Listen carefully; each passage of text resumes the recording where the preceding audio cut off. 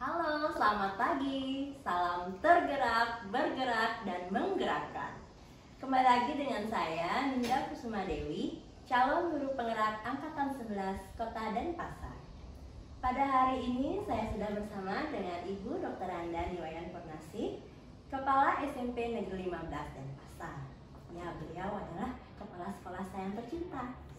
Oke, jadi hari ini saya akan menginterview beliau tentang bagaimana kepemimpinan beliau sebagai Kepala SMP Negeri 15 Denpasar. Mari kita simak bersama. Selamat pagi, Bu. Pagi. Swastiastu. Iya, maaf Bu ya, pasti di tengah kepadatan jadwalnya Ibu saya mengganggu ini. Iya, kebetulan juga sekolah kami akan mengadakan akreditasi, pasti Ibu saya sangat sibuk ya Bu ya. Ya lumayan sibuk tapi kita bagi-bagi. Iya Bu, jadi sesi kali ini kita akan ngobrol-ngobrol Bu ya. Jadi saya ingin tahu sekali bagaimana kepemimpinan Ibu ya, sebagai Kepala SMP Negeri 15 Denpasar. Oke, jadi untuk pertanyaan yang pertama adalah kira-kira Ibu bagaimana Ibu mengidentifikasi kasus-kasus yang merupakan dilema etika atau merupakan bujukan moral. Seperti apa sih menurut Ibu dilema etika atau bujukan moral? Kalau untuk kasus-kasus yang selama ini ada yang ada di sekolah kita, jadi untuk mengidentifikasinya apakah itu dilema, apakah itu bujukan moral, nah itu kita biasanya berdasarkan jenis kasusnya. Jadi jenis kasusnya itu apa, kemudian nanti apakah itu pelanggaran, jenis pelanggarannya seperti apa, kemudian dampak ke belakangnya itu seperti apa. Jadi dari situlah kita bisa mengidentifikasi, jadi apakah ini kasusnya memang kasus yang ringan, apakah sedang ataukah berat, kemudian kita identifikasi berdasarkan jenisnya, kemudian kita mengidentifikasi jenis penanganan yang harus kita berikan, dan akhirnya juga yang terakhir kita harus tahu dampak dari keputusan yang kita ambil itu seperti apa. Oke, jadi sangat complicated sebenarnya Bu ya. Mana kita bisa memilah mana yang termasuk dilema etika atau bujukan moral. Oke. Jadi untuk selama ini Bu ya, bagaimana Anda menjalankan pengambilan keputusan di sekolah kita semua ya? Artinya kasus-kasus di mana ada dua kepentingan yang sama-sama terlihat benar atau sama-sama mengandung nilai kebajikan. Jadi kadang-kadang ada dilema di situ. Nah, itu bagaimana Ibu biasanya mengambil keputusan?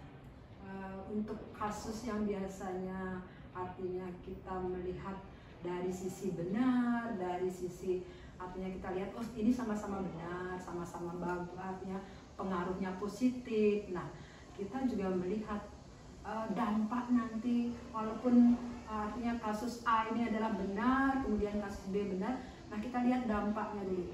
Tetapi sebelum itu kita lihat sejauh mana sih kasus yang artinya yang sama itu sesuai dengan aturan atau tidak, melanggar sejauh mana dia artinya sesuai dengan aturan-aturan yang sudah berlaku di sekolah kita, kemudian kebijakan-kebijakan yang sudah kita lakukan. Nah, kemudian sejauh mana juga pengaruhnya terhadap hasil atau dampak yang kita ambil. Misalnya kasus A misalnya, oh ini loh dampaknya kalau kita misalnya ambil keputusan seperti ini, oh dampaknya hanya sebatas pada lingkungan sekolah kita.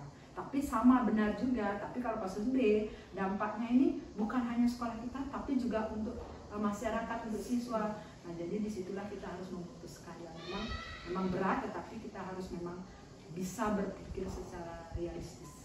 Oke, jadi saat mengambil kebijakan itu ya kita harus mempertimbangkan dampak secara lingkup yang lebih kecil maupun lingkup yang lebih besar. Pastinya. Jadi biasanya Bu, langkah-langkah apa yang bisa Ibu terapkan untuk kebijakan?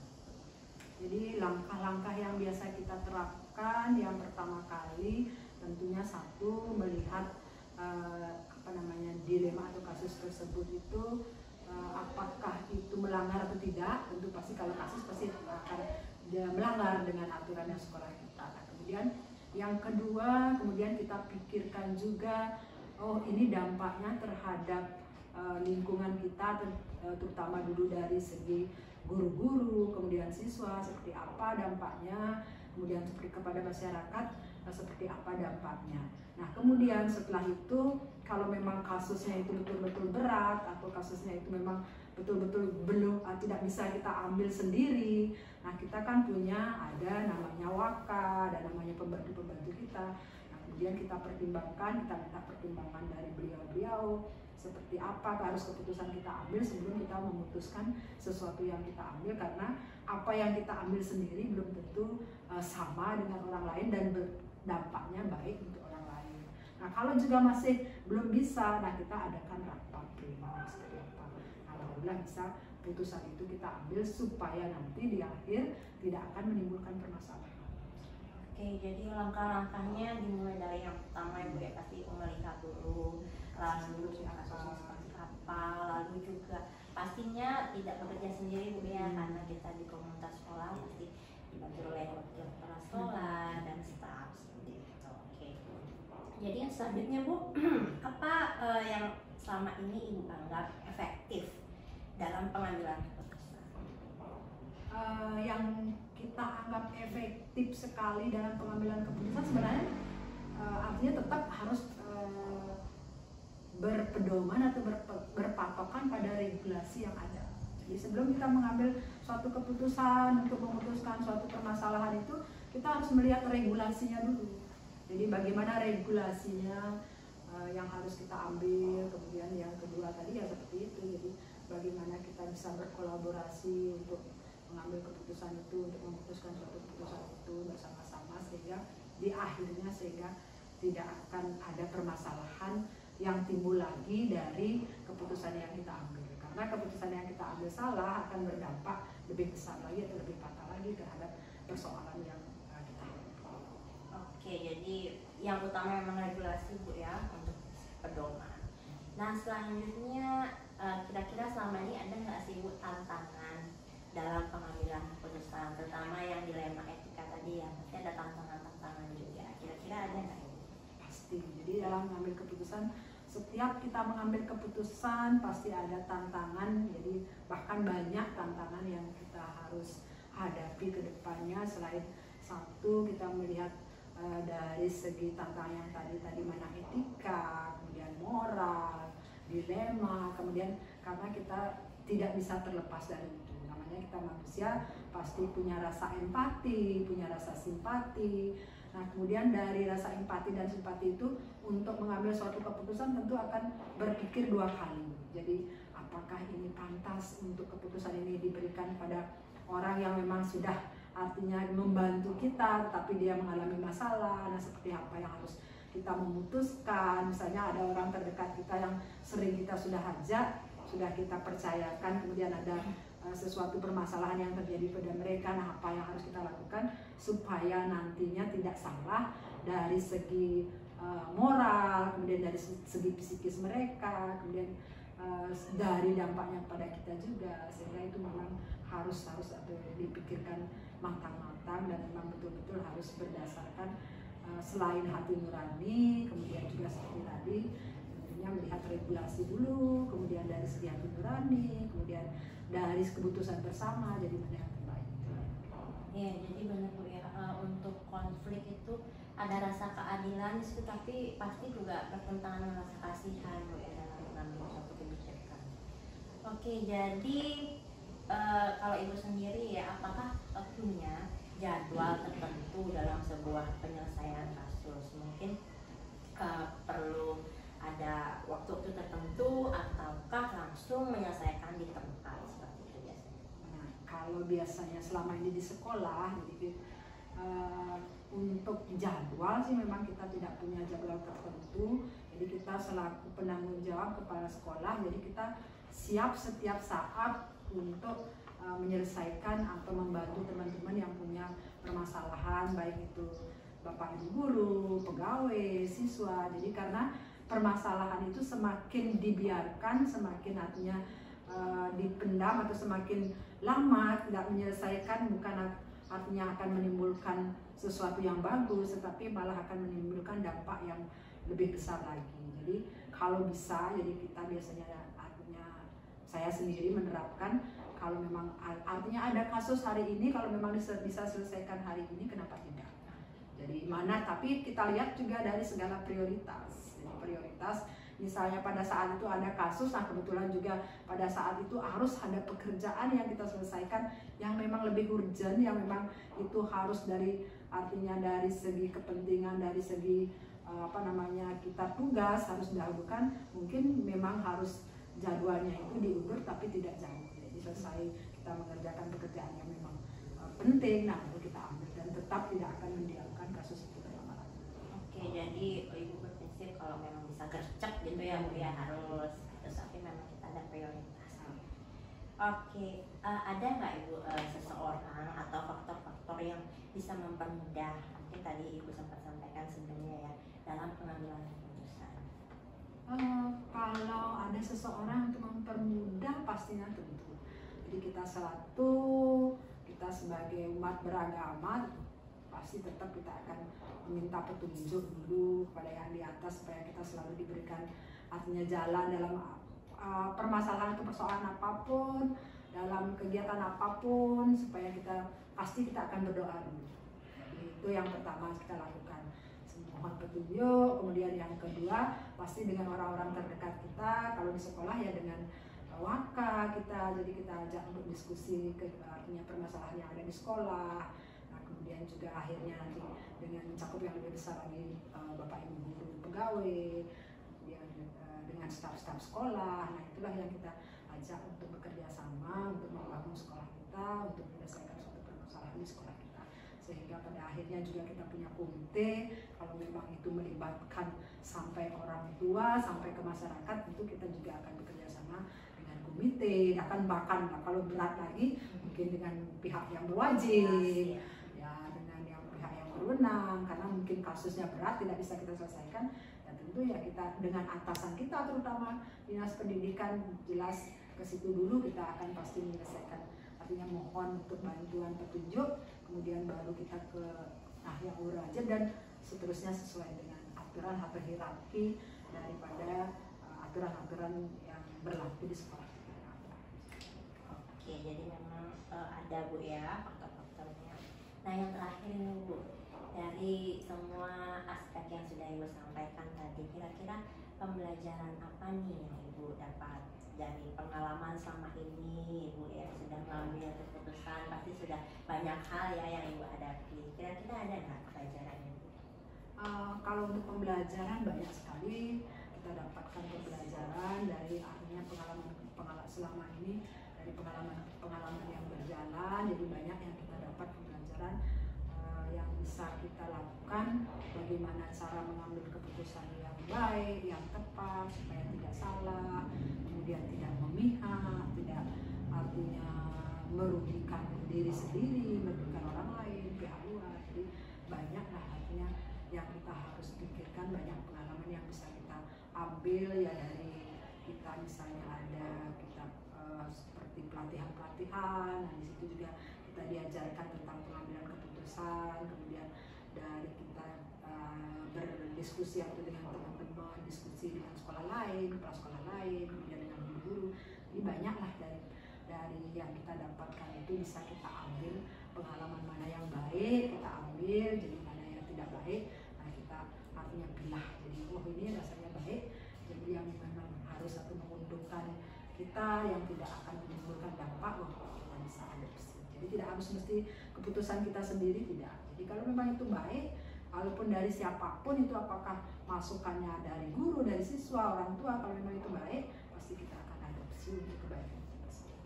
Wah, jadi ternyata pembelajarannya pasti banyak Bu ya, dan bukan hanya dari satu aspek, tapi dari berbagai macam aspek. Wah, sangat menarik sekali ya perbincangan kita hari ini ya Bu ya. Jadi banyak hal juga yang saya peroleh ini dari interview kali ini dalam rangka pengambilan keputusan dalam hal nilai-nilai kebajikan bagi seorang pemimpin. Dalam hal ini Ibu Wayan sebagai kepala di SMP Negeri 15 Denpasar. Oke, terima kasih banyak Ibu waktunya.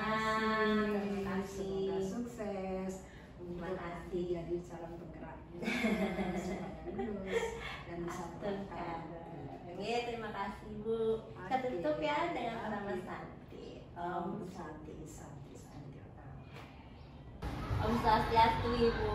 Yes, Selamat pagi. Ampun Niki mengganggu waktunya di tengah pasti kepadatan jadwal Ibu sebagai kepala sekolah SD 5 Kedung. Ini Pagi. Yang mohon waktunya Niki punya, jadi dia akan mengadakan interview, diskusi tentang bagaimana peran Ibu sebagai kepala SD 5 Kedungan dan saat pengambilan keputusan. Langsung aja Bung ya. Untuk yang pertama, selama ini bagaimana Ibu dapat mengidentifikasi kasus-kasus yang merupakan mana dilema etika dan mana yang merupakan bujukan moral? Baik, makasih ya Miss Ninda ya. Senang sekali hari ini diajak berdiskusi lagi, jadi biar nggak hilang jadi materi CGP yang pernah Ibu dapat itu. Selama ini saya selaku kepala sekolah SD 5 Kedungan mengidentifikasi kasus tentang yang mana namanya dilema etika dan bujukan moral. Kalau dilema etika itu adalah kasus yang dimana di kasus tersebut tuh dua memiliki nilai sama-sama benar. Artinya di dua sudut pandang itu memiliki nilai-nilai kebijakan yang memang sama-sama benar. Kalau bujukan moral ya dua itu ada satu benar dan satunya salah. Itu dilema etika. Kalau dilihat dari kasusnya sendiri, Bu, ada sih saya pernah menghadapinya langsung di SD Negeri 5 ini. Masalah tentang ya menunjukkan kedisiplinan anak untuk belajar. Itu di satu sisi kita harus menegakkan disiplin pada siswa, tapi di sisi lain kadang kasihan juga anaknya karena anaknya tuh tidak mendapatkan perhatian penuh oleh orang tua karena orang tuanya tuh fokus bekerja gitu. Banyak di sini Bu, karena kami di SD Negeri 5 itu hampir 80% dari penduduk yang pendatang. Kami muridnya cuma 20% yang asli sini, jadi orang tuanya, jadi yang 80% itu bapaknya emang yang dari Kupang, Sumba, jadi memang fokus bekerja di mana di pertambangan, kayak gitu di sampah. Jadi jalur migrasinya juga cepat di sini, keluar masuk keluar masuk. Iya. Jadi memang kasus yang Ibu hadapi selama ini memang kurang lebih tentang kedisiplinan ya. Faktor itu memang terbentuknya biasanya di lingkungan rumah. Jadi itu masuk ke dilema etika. Satu memang sama-sama memiliki benar gitu, memiliki nilai kebajikan, jadi itu yang harus dihadapi. Nah, selama ini bagaimana Ibu mengambil keputusan, terutama di sekolah yang Ibu pimpin ya, di mana ada kasus yang dua kepentingan itu tadi, jadi sama-sama benar dan sama-sama mengambil nilai kebajikan. Bagaimana Ibu? Nah, selama ini saya pengambilan keputusannya yang mana ketika ada kasus seperti itu, diskusinya melihat dulu sebenarnya misalnya latar belakangnya kok bisa ada, jadi kendalanya apa. Setelah diketahui, diskusi dengan terutama di sini kan wali kelasnya, jadi kan atas nama siswa siapa, walinya siapa, jadi langsung diskusi dengan walinya, kemudian koordinasi dengan orang tua, sudah pasti nanti biar tak menjadi miss. Setelah itu pengambilan keputusannya nanti tetap saya mengadakan komunikasi dengan guru, jadi biar mengambil keputusan sendiri. Jadi Ibu harus melihat dulu ya latar belakangnya, terutama dari wali juga dengan orang tua, dan akhirnya membuat musyawarah. Ya, keputusan bersama. Nah, langkah-langkahnya seperti apa nih Bu? Selain itu. Prosedur dan langkahnya sendiri itu yang pertama kan mengadakan komunikasi dengan anaknya dulu, tak tanya dulu ya, kemudian habis itu kok kendalanya apa, kok bisa seperti ini, habis itu ke wali kelasnya, yang ketiga berikutnya dengan orang tua. Koordinasi biasanya orang tua itu menghadap ke sekolah. Saya selama di sini baru bulan Agustus kemarin udah beberapa kali dan punya jurnal juga bertemu dengan orang tua. Kemudian setelah diadakan menemukan keputusan kesepakatan ya. Dalam hal ini kita juga belum juga bisa memutuskan dengan kesepakatan itu. Jadi tahap yang terakhir adalah forum dengan guru secara terbuka, dan itu juga kita melihat mengkiblat dengan tata tertib dan buku saku yang kita sudah Jadi memang regulasinya Iya. seperti itu. Oke. Nah, selama ini Wenten hal-hal yang Ibu anggap efektif dalam mengambil keputusan. yang dianggap efektif itu lah ketika terjadi kasus dilema etika di sekolah yang saya efektif, saya langsung itu artinya. Jadi biar nggak saya tunda jadi dia nggak menemukan masalah yang baru, itu biar tidak seperti itu. Jadi efektifnya saya langsung berkoordinasi, apalagi sekarang jamnya udah ada HP ya, koordinasi dengan orang di sekolah, guru-guru sudah ada juga, langsung dengan orang tuanya gitu. Jadi cepat itu efektif bisa menyelesaikan kasus dilema etika di sekolah. Oh, jadi Ibu langsung artinya bertindak dulu, berkoordinasi ya. Iya. Ya. Nah, selama ini ada nggak tantangannya, Bu? Tantangan pastinya. sendiri itu dah selama saya menjadi kepala sekolah, tantangannya ya seperti itu karena tentang pemahaman pendidikan, kesadaran pendidikan disiplin itu sebenarnya penting. Jadi tantangannya itu tidak hanya ke murid sebenarnya, ke orang tuanya Yang lebih besar yang ya. lebih besar, karena pengaruh juga kan kita di sekolah dari jam 7 dan sampai jam 1 yang masuk pagi, nanti yang masuk siang itu yang 1 sampai jam 5. Jadi pengaruh besar terhadap anak itu, termasuk ini kan orang tuanya. Sebenarnya di rumah. Kita sudah, jadi belum anaknya sudah tertib dan disiplin di sekolah. Kalau di rumahnya Harus juga ya. Jadi pendidikan tuh sebenarnya kan kayak gitu dah, kayak meja tuh 4 mejanya tuh sama, kalau 1 aja pilarnya tumpang kan miring gitu. Itu tantangan yang harus saya temukan solusinya. Iya. Dan sudah nanti mau dicanangkan tetap berkolaborasi dengan orang tua. Oke, Ibu. Nah, Wenten nggak kira-kira jadwal mungkin tertentu saat Ibu menyelesaikan kasus? Namanya kasus tuh kan datangnya tuh nggak terjadwal Nggak ya, jadi terjadwal. dia insidental tiba-tiba. Jadi kalau saya jadwal khusus saya nggak punya jadwal khusus. Tetap pada saat kasus itu terjadi tentang kasus dilema etika, saya langsung tanggapi, saya langsung bertindak, berkolaborasi. Itu jadi tidak ada jadwal khusus. Jadi saat ada masalah yang jelas, Ibu langsung melakukan sesuatu yang berbeda. Ada nggak seseorang, mungkin pihak-pihak atau faktor-faktor yang bisa mempermudah tugas Ibu? Pasti faktor program dan semua nanti berjalan kan kita harus bekerja sama, berkolaborasi dengan stakeholder pendidikan, faktor pendukung utama kan ada guru di sini, ya pegawai TU dan orang tua itu faktor pendukung. Jadi kasus dilema etika di sana. Oke, jadi ternyata memang banyak ya yang pihak membantu Ibu ya, dari guru, wali kelas, lalu pegawai TU seperti itu. Nah, Satpam juga kan iya banyak ya pihak-pihaknya.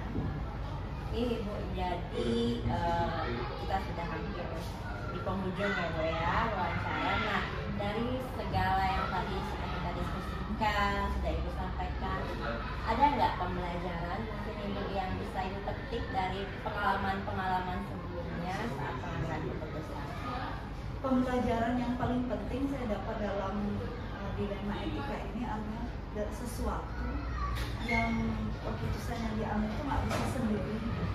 Benar-benar itu membutuhkan koordinasi yang bagus, kemudian kolaborasi yang baik, komunikasi yang terbuka. Setelah itu kita juga mempelajari budaya dari peserta didik. Jadi budaya-budaya positif itu juga harus kita pelajari. Jadi nggak langsung ada kasus dilema etika seperti ini, selesaikan dari sekolah itu seperti ini. Nggak, kita juga melihat budaya dari yang dimiliki oleh peserta didik dan orang tua. Karena seperti yang tadi saya bilang, siswa di sini tuh heterogen banget. Jadi 80% itu memang budaya yang tidak ada kita didik. Jadi kita melihat juga itu yang hikmah yang saya pelajari, pembelajaran yang saya dapat petik dari kasus ini. dari dilema etika bahwa sesuatu itu kadang tak sesuai dengan kalau seperti ini nanti seperti ini sanksinya, nggak, ternyata ada sesuatu yang memang kalau itu sudah kan sama-sama benar mengandung nilai kebijakan, jadi bagaimana kesepakatannya. Jadi ternyata setelah mengalaminya pun ibu juga mengambil pembelajaran juga yang dipetik, ternyata dari masalah-masalah tertentu tergantung juga dari budaya siswa tersebut. Ibu terima kasih banyak nih waktunya, banyak sekali ternyata pembelajaran yang saya petik ya, bagaimana mengambil keputusan dengan nilai kebajikan. Terima kasih waktunya Ibu. Ya, sama-sama. Semoga lancar Semoga sampai lulus. Ya, yang terpenting Bu.